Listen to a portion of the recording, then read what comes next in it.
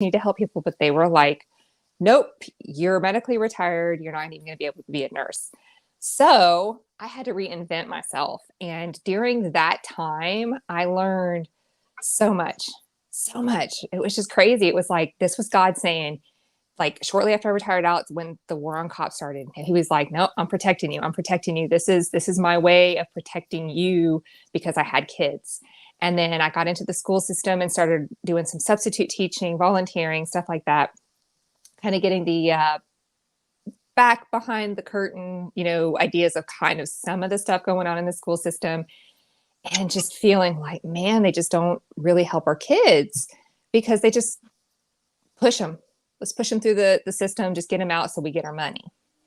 So I was like, okay, this isn't working. And then started doing more deep dives on why I was having health issues, why my kids were having health issues, finding out it's because of certain requirements that you have to go to school. We all know those pokey pokes, and finding out all of the devastation that causes. And so I was like, okay, now I'm going down the rabbit hole. I could not believe the stuff I was finding. And I was just like, I knew about a lot of this stuff from being a police officer, like dark stuff going on outside of the medical stuff. And I was like, okay, so I'm going to incorporate this, and then seeing more dark stuff as I'm going down the rabbit hole going, holy cow, there's just like, this world is insane, absolutely insane. And it's just gotten worse. I think I did one Instagram reel on it where even the gay community was like, okay, we have all these different flags and stuff. And they did one about the groomers that love to fly their flags now, saying, hey, this color means we like boys. This color means we like girls. This color just means we like innocence. We like children. We're looking for these people. And I'm like, oh my Lord, back when I was in law enforcement, we were trained to look for different like hand symbols or like triangles, stuff like this, that they incorporated in stuff to show that they were into man, boy, love, all that kind of stuff. Now they just fly the flags, and it's disheartening, and it's so crazy. So like my whole goal is I want people to be aware of not only what's going on in the world and the fact they're coming after our kids, but they're intentionally trying to take us out by poisoning us through the healthcare system.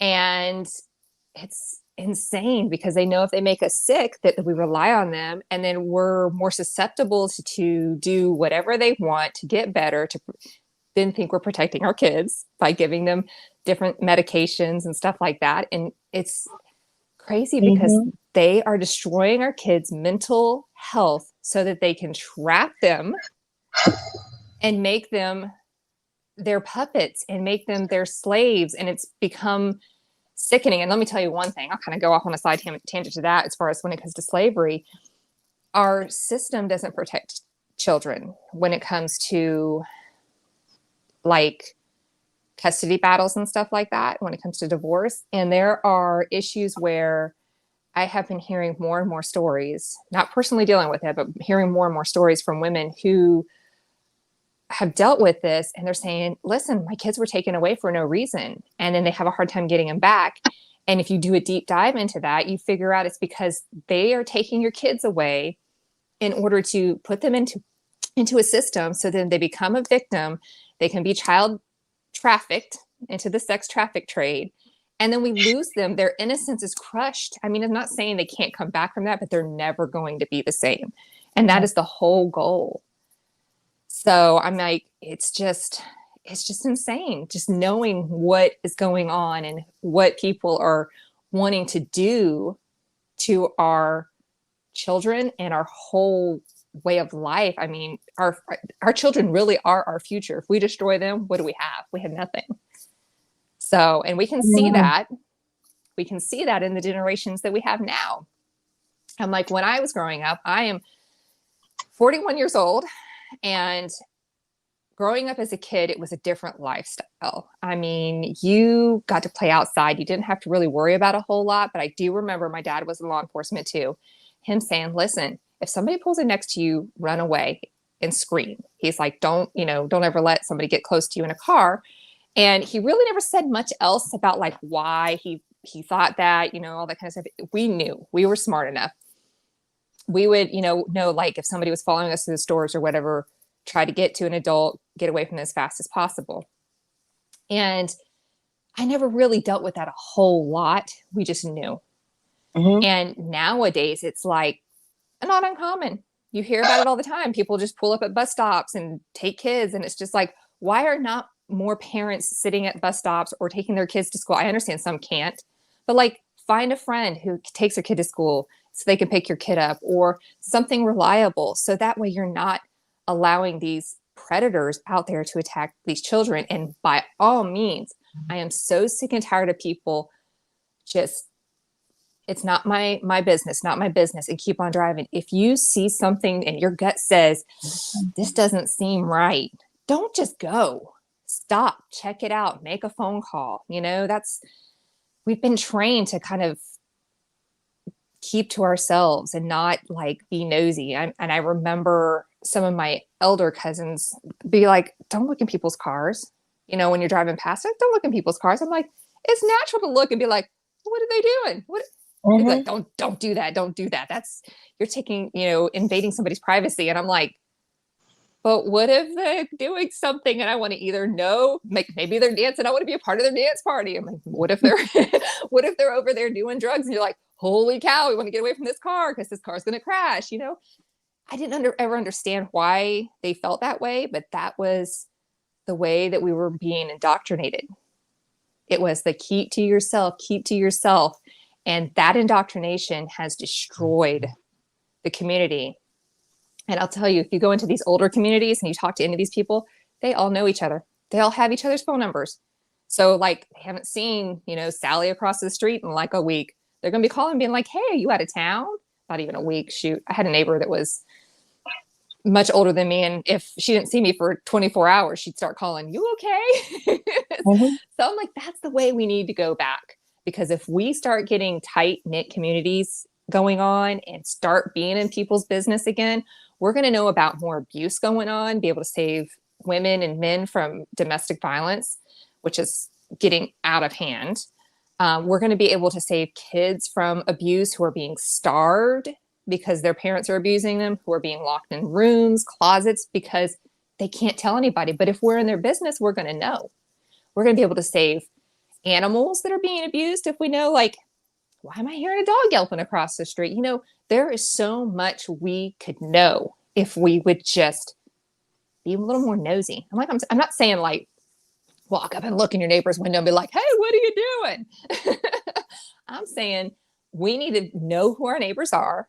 We need to know their names. We need to know if they have kids, if they have animals, what kind of animals they have, if they're interested in any hobbies. We need to know these things so we know when something is not normal.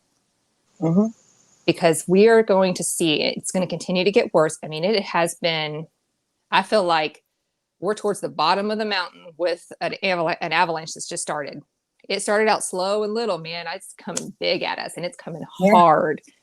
I'm like, it is so crazy to see so many people that I talk to telling me, they're like, there's more going on. And like the gay community, you've got almost like, I almost feel like a 50-50 split. Like you've got some who are just like, yeah, let's continue to push transgenderism. Let's continue to push all these people going about business and being like, your kids are 3 years old, want to be something that they're not. And I'm like, that's not okay. Let them be kids. Let them grow up. Tell them this is what you're born as. Let them become adults and then figure it out. Because until they are 25 years old, their brains are not fully developed. And so we're seeing so much of this. And then you've got some of the gay community who is like, hold up, you're grooming kids? You're telling them this is okay? I'm like, I have gay friends who are just like, listen, that's our daughter. She's a girl. We're going to let her be a girl until she decides anything different when she's an adult. They are the same ones that are just like us, that are like, listen, we're born a certain way. This is who we are. And I, as a Christian, am like, this is how God made us. This is who we're supposed to be. If we feel like we're different, then we need to start searching inside of us because the devil is working. He is working hard.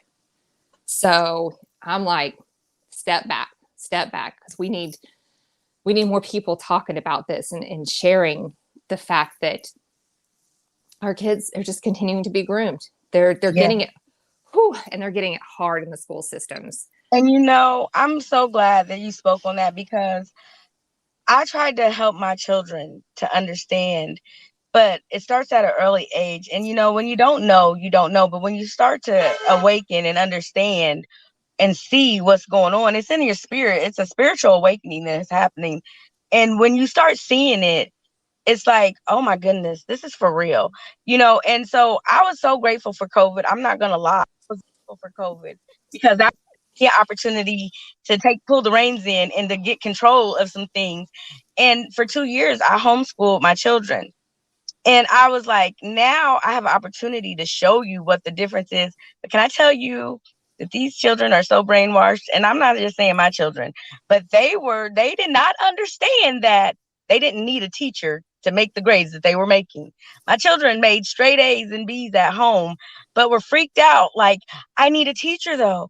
I'm not learning. I'm like, you are learning. You are getting it. Me and your dad are helping you. We understand this. We just got bachelor degrees in college. We know what we're talking about. We've been where you're trying to go. And you don't need a teacher because all the information is here. You need to do better study habits. You need to research, and you need to understand what you're learning. And you don't have to have somebody telling you this stuff. And so I've got one that missed her senior year. She's in college now, but I've got one that's about to graduate. And so I said, okay, you know what? If you guys decide you want to go back to school, because I've got one that hasn't even been to high school. She's a sophomore, and this is her first year in high school. Wow. And I'm just like, I'd rather not have you do this, but I'm going to let you guys make this decision because I want you to be able to see what I've been trying to tell you.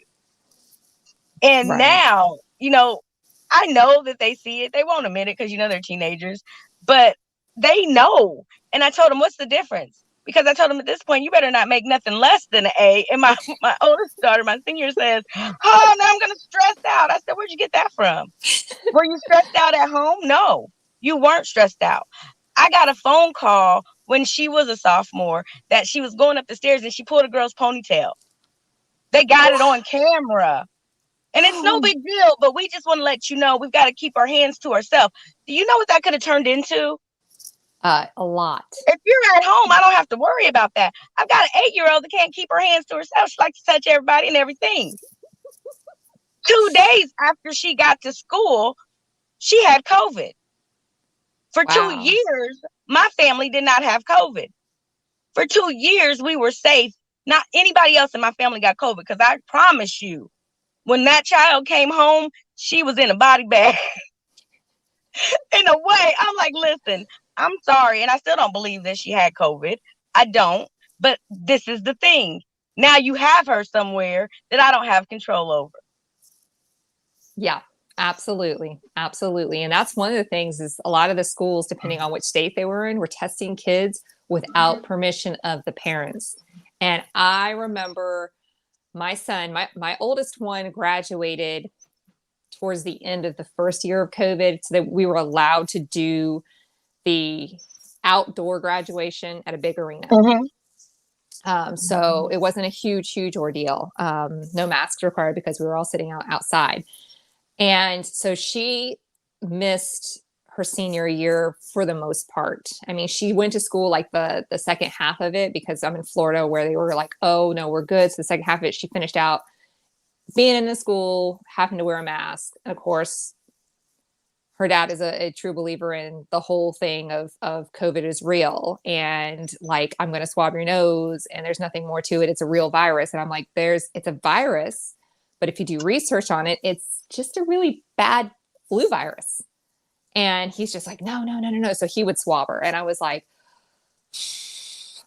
it irritated me. But when my son went back to school, I said, listen, and I went to the principal directly and I said, you do not have permission to do anything medically to my child. You are not allowed to swab him. If you think he's sick and he might have COVID, I said, you send his ass home. Excuse my language.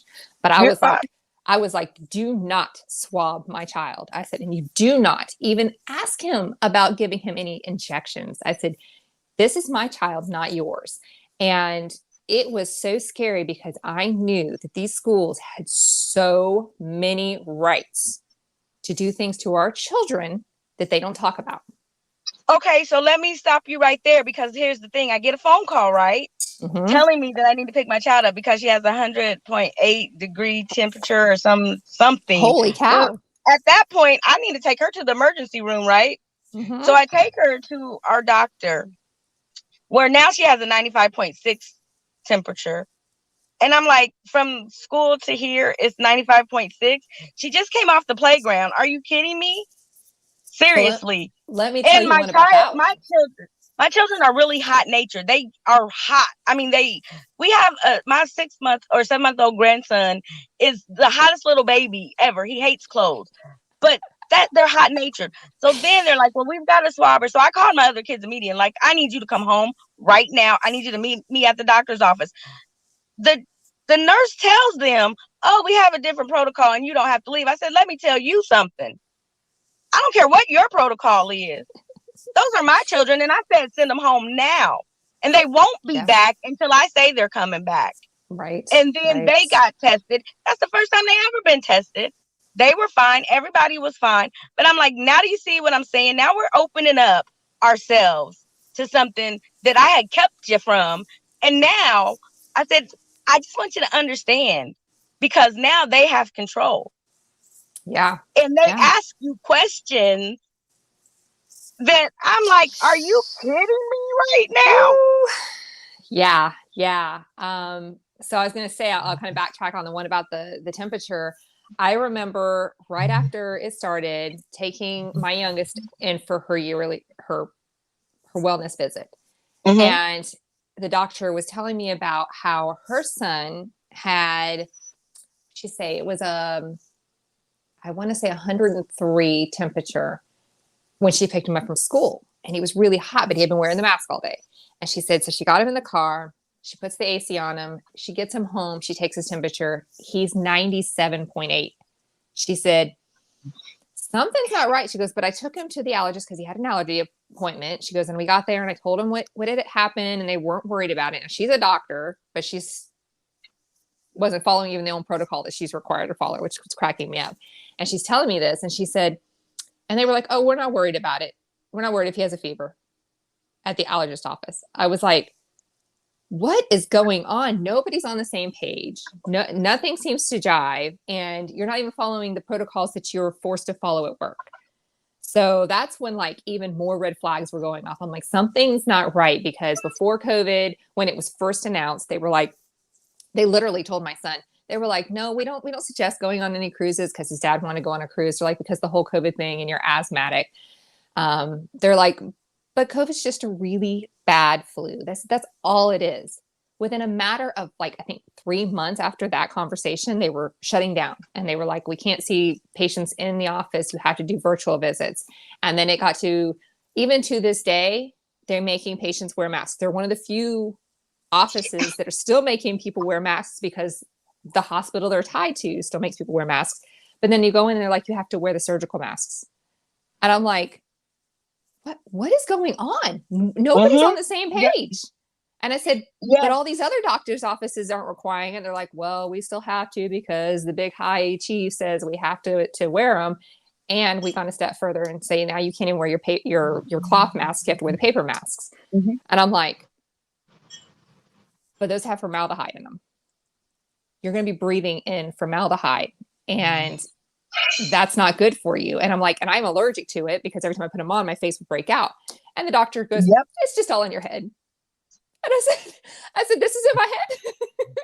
See, but let me tell you about taking my kid to the dentist, who was what, 7 at the time, just turned 7 at the time. And I can't go in with her. What? Oh no. I would have been like, no, we're not getting our teeth cleaned. Wait, what? What do you mean I can't go in with her?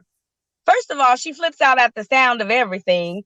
You put her on the chair. I'm like, I don't know what you're going to be doing to her, because she's crazy. So I'm just like, I'm not okay with that. No. how is that? What? And then I have no say so, right? I'm like, this is unbelievable to me how this control thing, and it's like, oh, but you have to. Who says so? Who says that I have to? No, nope. It's all that mind game that they're playing with you. It's, I'm going to take control. I'm going to tell you what you have to do.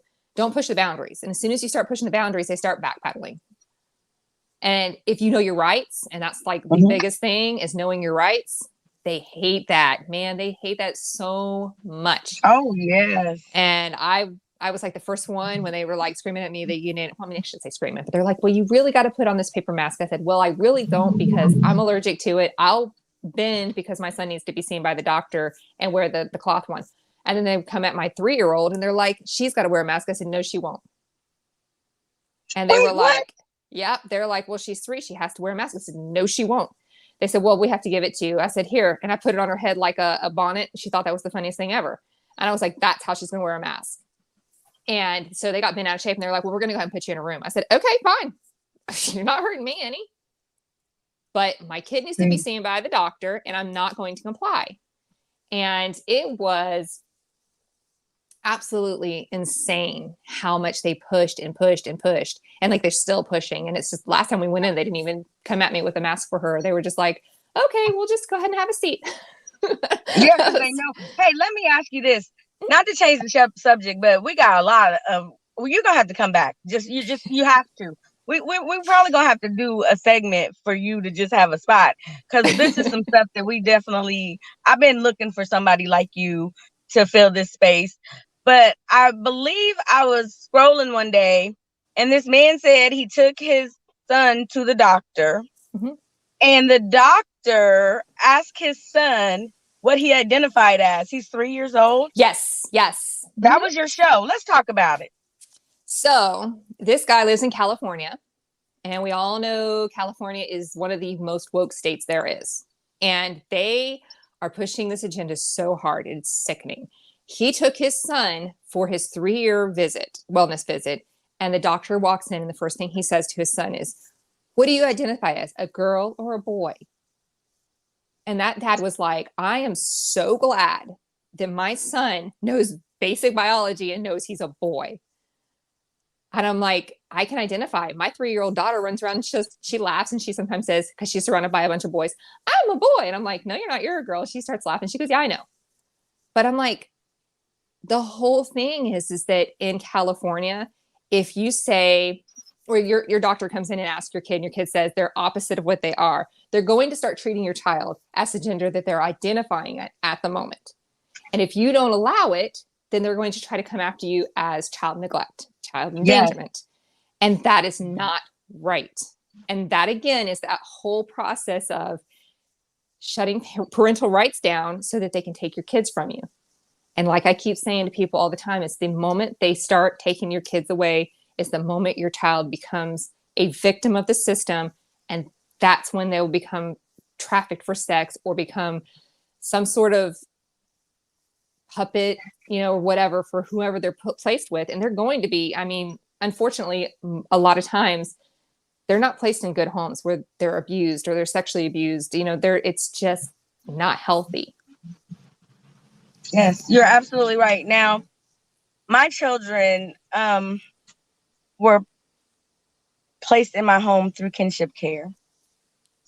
And it was unfortunate how the whole situation went down. And they came from Ohio. And there's something really bad and seriously messed up about that system that needs to be investigated. It has been going on for over 6 years now. That we are still dealing with this situation because nobody wants to listen and nobody even wants to hear the kids out. And there's 8 children. Wow. 5 of them are in my household. Some of them are out now because they're grown, gone to college.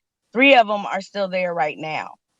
But the fact of the matter that you dismantled this family and separated them because we had their youngest brother from the time he was 1 year old till he was 3. We had him, and me and my husband, we were the only mother and father that he knew.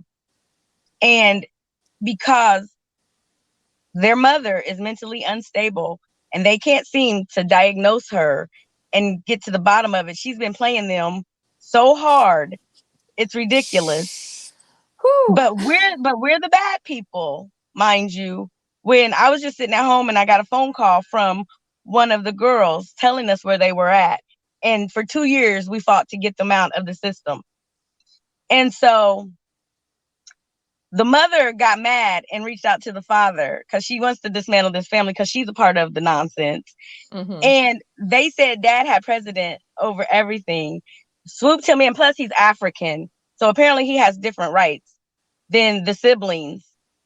And they came and took the baby away from his youngest sister and his oldest sisters and brothers because his dad had precedent. But now you took him away from a family that he knew, all his siblings, and put him in a household with a male that didn't know him, introduced him to a whole nother culture, and then said you were putting him in our household to protect him from the mother. Well, guess where he ended up? With Back the mother. mom. Yeah. Yeah.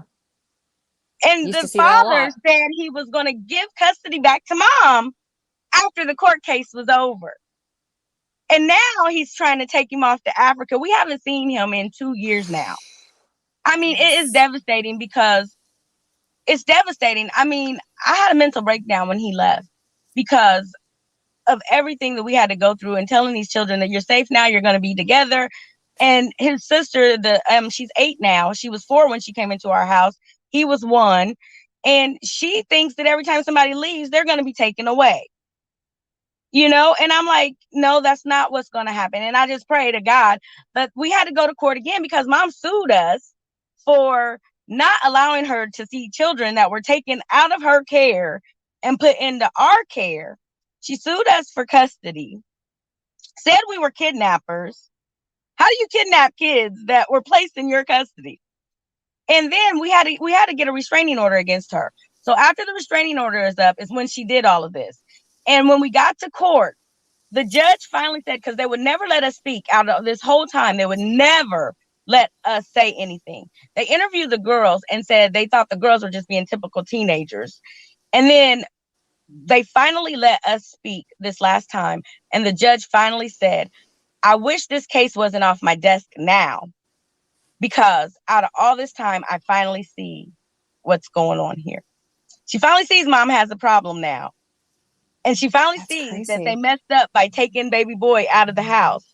But now that it's off her desk, there's nothing we can do about it. Too little, too late. Yeah. Like I said, I mean, the legal system really fails our children. There's so many states that, and I would have to do more research, that don't listen to children in any type of custody battles because they're kids and they're afraid that they'll be influenced. My thought process on that and take on that is, if you're so scared of that, then you need to get a counselor involved that can help the child speak for themselves. And there are so many counselors that want guardian ad litem. Oh, don't even get me started about those.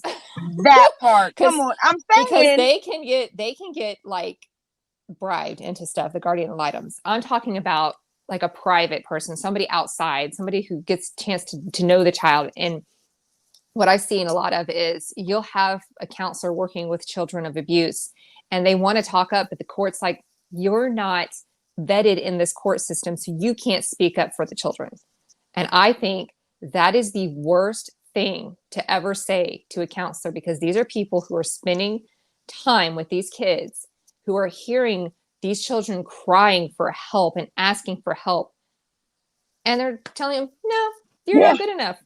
You didn't pay your dues to the court system, kind of thing. And in the long run, you're going to have more broken adults, more traumatized adults that are trying to heal. And my kids, thank God, they are pretty healthy, strong-willed kids.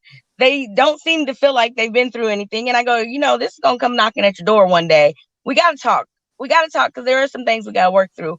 But at the same time, they seem pretty well-rounded, for the most part. They do. And we've tried to show them a good life, but they're spoiled brats like any other kids. But at the same time, my thought is this.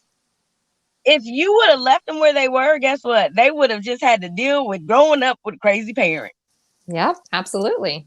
but you done drug them through all of this nonsense. And now I'm a crazy parent. And I got people coming to my house, checking my refrigerator, looking in my water, making sure that I'm a good person. I was a good person until all this started. I'm just like, how did I find myself here? I never was in no system of anything. And now, if I cough wrong, these people can say something to me. I'm just Absolutely. like, I don't want any parts of this. And it's ridiculous because my thing is, we're family. Let us handle it that way. Why do you guys have to be involved? I agree. You really hit the nail on the head when you said that they go through the system and they become broken adults. Because like I said, their whole goal is to break down our kids so that they have control of them.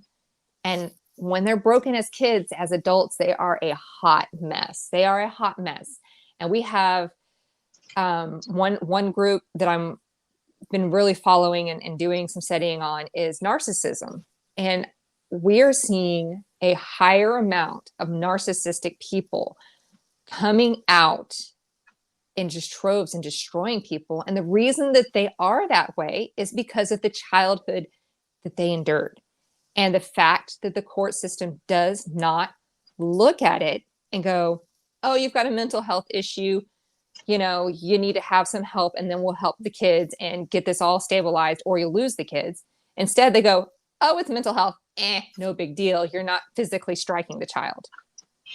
And it's insane. It's more damaging at some point because, I believe anything that is not 2 + 2 is not normal. If 2 + 2 isn't 4 and you try to convince me that it's 5, there's a problem there.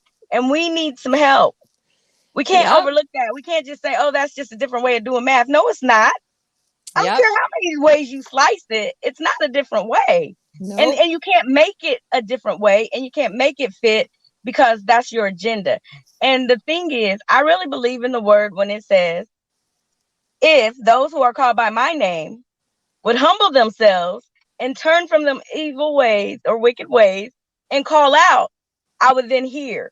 But see, we've got so much pride in this world today because of the indoctrination, because of the things that have been inbred in us, because these core beliefs, because all this stuff that's been poured into us that we don't understand what that looks like. And I believe that if we were to come together, but no, they keep separating us.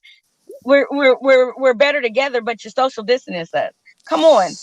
Yeah. You tell us to stay apart when we should be coming together. And another thing, as far as people, Christians, there's no way we should be doing what everybody in the world is doing. I could not agree more with you on that one. And when this whole COVID thing went down, we should have took up arms and start marching and praying and fighting this battle at Jericho. Come on, walls, fall down. Oh, I'm telling you, preach it. Because I had that issue in the church that I was attending when all the COVID stuff started. I was like, okay, the first couple of weeks, I was like, I don't watch the news. I don't know what is going on. I'm listening to my dad and my mom tell me about it. I'm like, okay, so I'm trying to sort through all this information and garbage that they're handing me. And they were like, oh, so the church is shut down. And I was like, okay, that's weird. They're like, well, because everybody has to social distance and you're in a building. It doesn't have the right, type of airflow in it and outtake and all this stuff. I'm like, okay, so this has got to be like a virus that if you get it, you're going to die, right? And they're like, oh, yeah, that's what they're saying. And I'm like, what happened to like 3 months ago? It was just a bad flu virus. And my mom's like, oh, no. They figured out more information. And I was like, okay. So then I started doing some digging after I had several, because I'm crafty. I had several family members that were like, oh, can you make us a mask? And I was like, okay. So I was sewing masks and I was just like, okay, I got to do some digging. This just doesn't jive with me. And I remember like my dad being so scared, but then he would go shopping without a mask. And I was like, you need to wear a mask because you're saying this stuff's going to kill you. And he's just like, he finally gave in. And then I couldn't get him to switch that off. I was like, wait, I did research. It's wrong.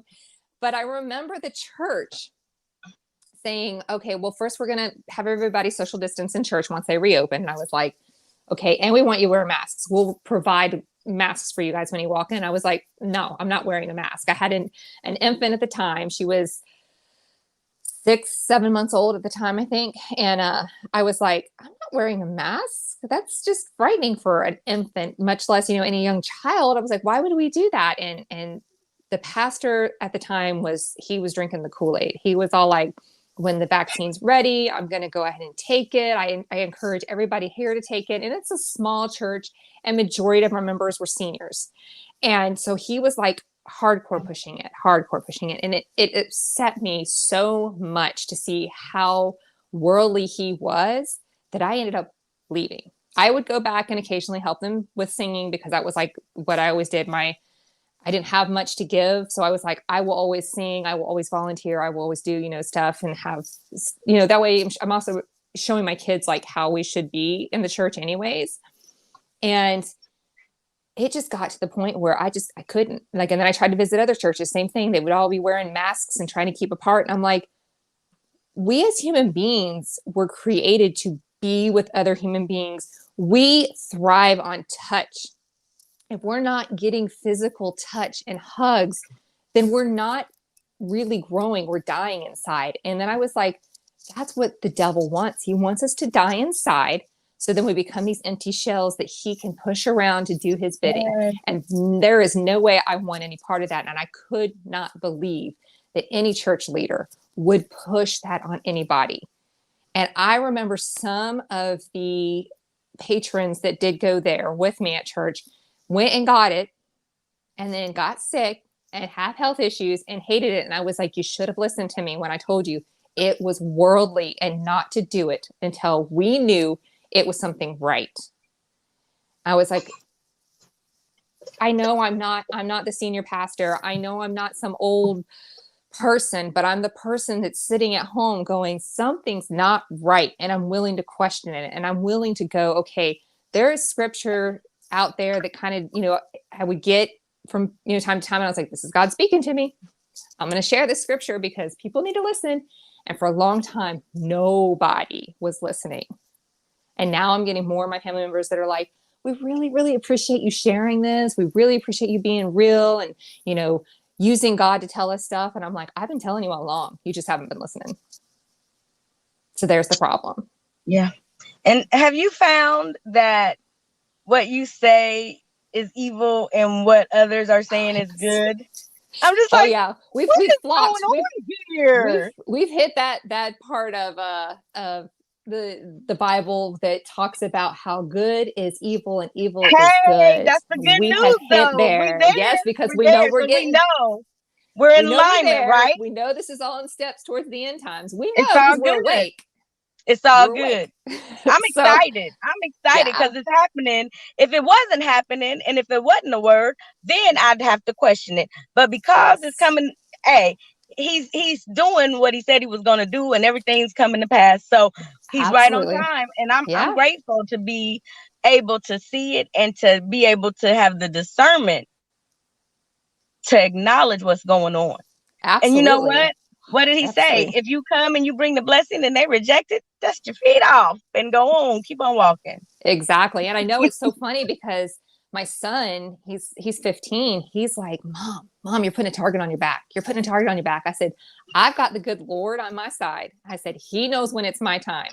And I will be the first one to tell you that scripture says that they're going to hate us, that they're going to come after us as Christians, and they're going to persecute us. And yes, they're going to kill us. But I'm never going to turn my back on God just to save my life. That is not what we're called to do. Ooh, wait, sister, I promise you, this is good. And I promise you, I wish we had more time. But right now, I want to end it right where we are. Sure. And I want to invite you back. And I don't know if we can do a monthly segment. Let's talk. Let's get together and let's look at how you can even. I'm telling you, we gotta keep this conversation going because mental health has come to the forefront. It's something that's been swept under the rug for years. When I was a young girl, what people did in the privacy of their own home wasn't talked about out in the streets.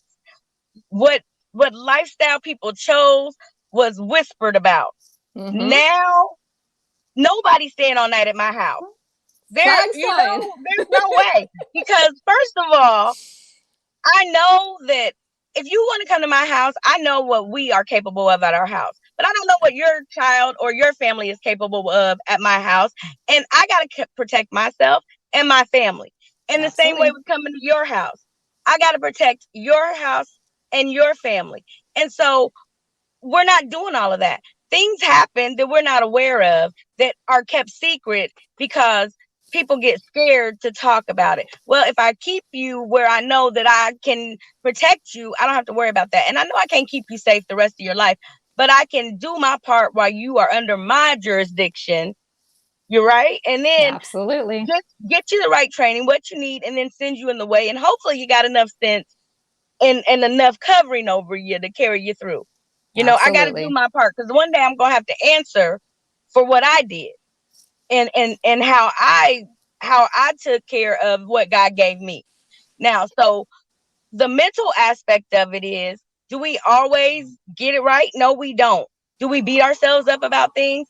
Yeah, we do. But we have to show ourselves some grace as well as others. Absolutely. But we have to stop pretending like things don't exist. Right. We have to Exactly. stop pretending that it's just what it is, or children are just bad, or that's just something that happened. No, it's not. No. It's a name. My husband, he loved when he was studying in school. He's like, there's a name for everything. Everything has a name. You have to call everything something. Right. It's not just a thing. It has a name, right? So call it what it is. And then we can do something about it. That's right. Right? So not only that, but then as far as our lifestyles and our identities, the only thing I want to identify as is a child of God. Yes, Anything ma'am. other than that doesn't matter because we get it twisted. We weren't created for our own purpose. We were created in the image of God to glorify Him. And that's why I live. And even if I die, I shall live through Him. But we've been pushed back so far that we can't even get the message out there because now we're pushing propaganda and all here they go again with Jesus. Like, are you kidding me? But you can Ah. you can put a Beyonce song on that's so degrading and misogynistic that says, oh my God, I seen it the other day. Matt Walsh said that she has this song, he has somebody else on this song that had something on there that was talking about people that have mental health issues, that they needed to take one word out of this song because it was offensive to them. But what about all the other offensive things that are going on? And not only that, but how you're looking in front of my children. That I'm like, you're not allowed to do that. And I don't care what you think of me right now. When you get your own household, do what you want. But in this house, we're not doing that. And we can Oh, talk and, about and it later. I can tell you next time we can talk about too all the symbolisms that's being hidden that is Yes, let's do that. brainwashing everybody. And you know what? I believe it was 20 years ago. Me and my husband was on something, and people thought, "What are you talking about? You don't believe in God anymore?" And I'm like, "No, I believe. Furthermore, I believe much more in God now than ever because of what He's shown me." Yeah. And nobody was believing this stuff back then, but now it's come to pass, and I'm like, "Oh my God, it's real. No, I wasn't Yeah. imagining it." You Yeah. know. So these are the things that need to be addressed. These are the things we have to stop being scared of, because this is the thing. He said there's going to be trouble in the world, but don't fear. What are we Absolutely. fearing if we know that the God we serve is bigger and stronger and mightier than anything that this world could bring? Who Yeah, cares? because what we're saying to God at that point is that we don't trust Him fully. That part, you know? And so my thing is, as long as God continues to do what He says He's going to do, I don't have nothing to worry about. Absolutely. I don't have to do anything. I have to keep praying that I be still and keep my peace so He can fight the battle. So I Yes. don't get in the way and mess it up. But we have to find a way to be able to do what we're doing. And this is it, because people need to know the truth. And I think that they know the truth, but sometimes they say, oh, that's just, oh, they just are saying that, or it's not a big deal. But no, demons are real. They walk Yep. amongst us. I'm Absolutely. convinced I'm a demon slayer, and that's what I'm here for. So I'm here for it. And I like this platform because it doesn't belong to me. The Holy Spirit leads this platform, and I give Absolutely. God all the glory for what He's doing. And so whatever we need to do to continue to let the word of God abound, so that way we can fight good with evil and overcome evil with the good that we have inside of us, then I'm going to keep on fighting the good fight no matter what. And like you said, we're going to be persecuted. I never could understand that. And I get it wholeheartedly. I'm like, how could people get persecuted for loving Jesus? He's so good. Yeah. Just look at what's going on now, and look at the other countries, the third world countries that kill people for having a Bible. We're headed that way. We're headed that way. Yeah. So we got to pray, people. Is there anything, Patricia, that you would like to leave with the guests right now? How they can get a hold of you, how they can learn more about wellness, how they can get a better understanding of what's going on so they can be more aware? Well, you can get a hold of me. Best way is on Instagram. I'm at Trish Talk About It. I picked that obviously intentionally because I want to share everything. If they get in touch with me, send me a message. I can give you different accounts that also share information from a different perspective. I have different ladies that I talk to and work with. We do, talk about Bible studies. And then I encourage everybody, just keep reading the Bible. I mean, there are wonderful apps on there that will help you daily get different scriptures and stuff like that, so that you're living and breathing God. And I always encourage everybody, get up and pray and read a scripture and pray and go to sleep. Begin and end your day with God. Amen. Hey, everybody. Thank you for tuning in. This is my first first live on this, but this is going to be on the podcast later. Keep tuning in. Follow Trish. I mean, she really is talking the truth, and she's real, and she's got a good heart, and she loves the Lord. Hey, what more could you ask for? Let's get the knowledge and the wisdom, but let's get understanding so we can discern what's going on in this world. Remember, mindful intentions nurture and drive your business. So when I say mind your business, I mean be mindful about your business, and your business is everybody's business. And if you're on here, it's everybody's business. So if we got to get in people's business to help them to be what God needs them to be, that's what we need to do. So go mind your business. Remember, you were created with a purpose. Now go be great. Trish, hang out with me for just a second. Thank you so much for joining me today. Of course.